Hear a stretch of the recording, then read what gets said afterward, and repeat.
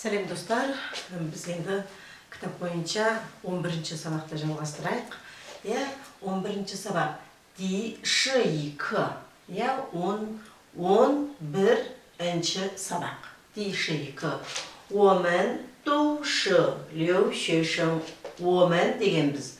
Қазір осы сабаққа оқимыз. О дегеніміз мен болсақ, 我们біз. Доу барлығымыз留学生шетел студентіміз.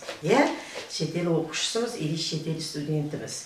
Енді жаңа сөздерге қарайық. Бірінші сөзі Мишу. Мишу дегеніміз секретаршы, қазақша хатшы деп айтамыз. Мишу. Мишу.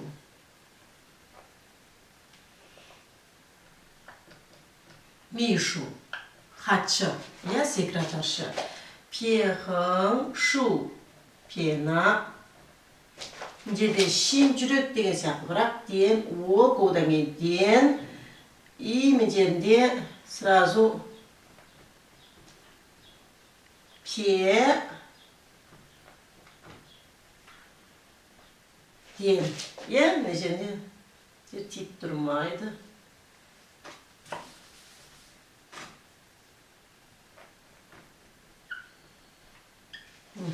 Так, ми шу дегеніміз кітап дегендегі шу. Ми шу секретаршы. Так, ендігі сөзіміз сен. Алдымен әуелі сен. Алдымен сен отыр, алдымен сен іш, алдымен сен бар. Сеншің дегендегі сен есімізде бар ма? Мырза дегендегі. Пе шуангу. Мысалы, сен ни чү. Сен ни зо. Алдымен сен отыр. Алдымен сен бар. Сен алдымен. Мысалы, сен ни чү болса, алдымен әуелі сен бар. Сондай мағынада қолданылады. Так, келесі сөзіміз. Төртінші тон, екеуі де төртінші тонмен айтылады. Же шау. Же шау дегеніміз таныстыру.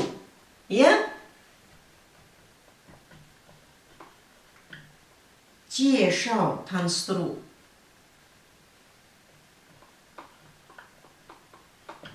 Же пена пе шу. Шау пе же ти. 横着勾 撇 코. Мысалы, мен алдымен таныстырайын. Мен алдымен таныстырайын. Алдымен деген сөз мынау. 我先介绍. Мен алдымен таныстырайын.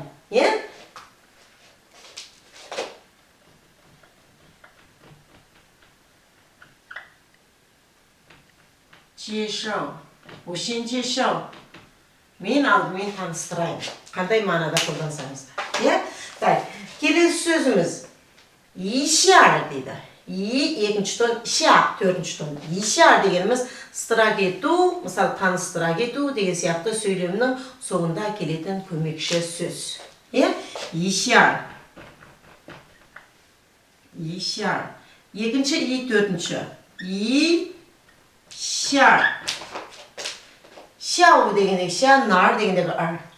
Мысалы біз жаңағы мына жердегі сөзге қосайық. Мен алдымен таныстыра кетейін. Мен алдымен таныстырайын емес, мен алдымен таныстыра кетейін. О сен жешау ишар.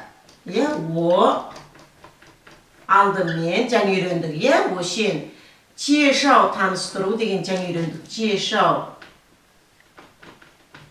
ишар. Мен алдымен, немесе мен әуелі, немесе мен алдымен таныстыра кетейін. Бұл жешау. Таныстыра кету, ыстыра кету, сөйлемнің соңында келетін көмекші сөз.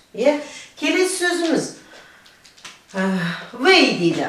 Вей дегеніміз төртінші тонмен тоже. Вей.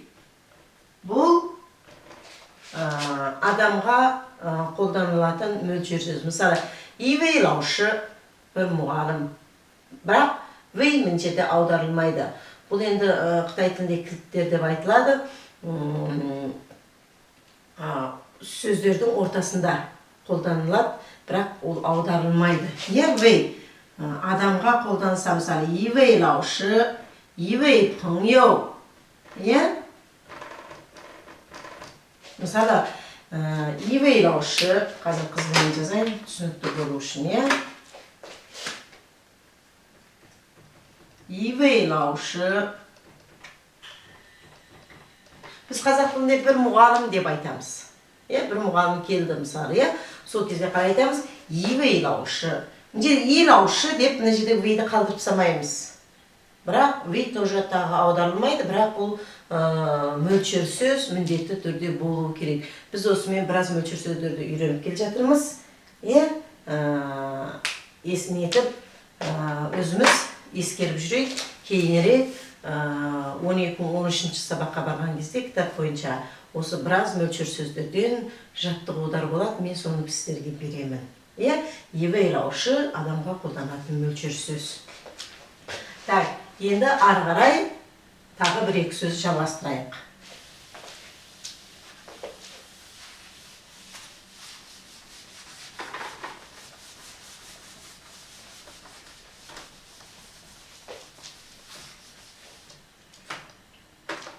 Вейден кейін келесі сөз жаушоу дейді.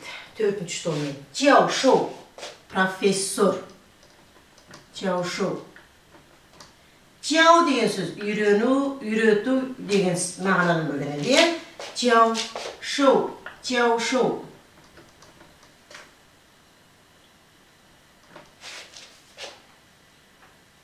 Екеуі де төртінші томмен. Жаушоу. Жаушоу. Профессор. Бұл аталуы. Мысалы, бірінші туды жазамыз, астында зы. Мына жерде үлкенірек пе. Мына жерде пе, кішкентай. Хың. Пена. Шоу. Хың. Шоу ти. Шоу ти. Пе. Ден.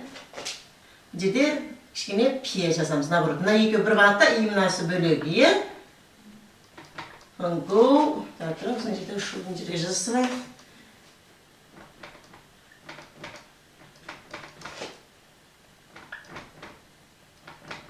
Хыңпена. Бұл профессор. Келесі тағы да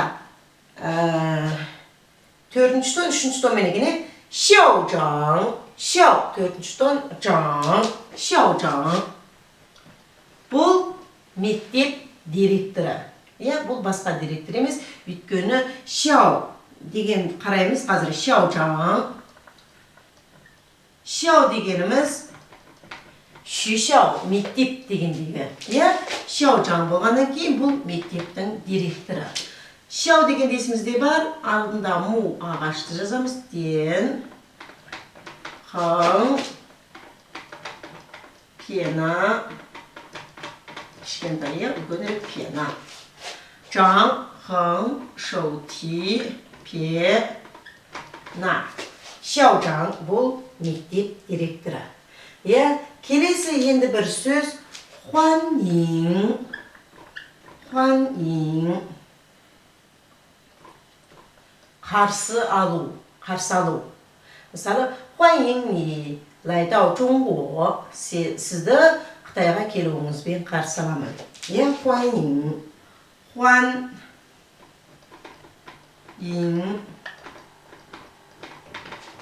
Хың пена. Пе. Хыңгу. Пена. Ин. Пе. Шоу ти. Хың зhigou. Шоу. Ден. Хың зhigou пе. На. Хуаннин. Қарсы алу. Не бұл? 11-ші сабақтың, негізі 11-ші сабақта 16 сөз бар екен. Мен сіздерге Қазір осы бірінші сабағында 8 сөзін беремін. Келесі сағатында 8 сөзін өтеміз.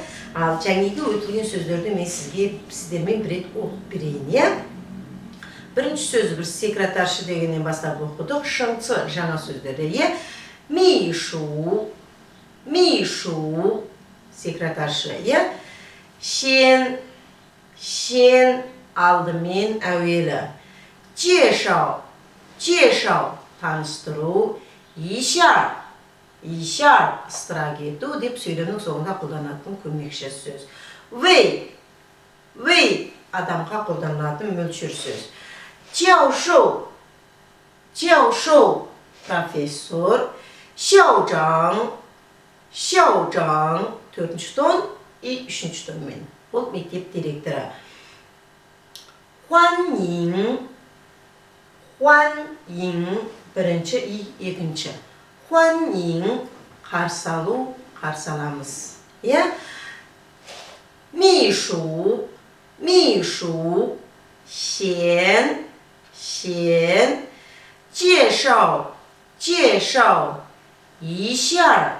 ишар вэй жаушоу шаужаң хуаннин. Так, жақсы достар, бұл біздің осы 11-ші сағаттың бастапқы 8 сөзі. Сіздерге сәттілік тілеймін. Келесі сағатта ары қарай 8 сөзі өтіледі.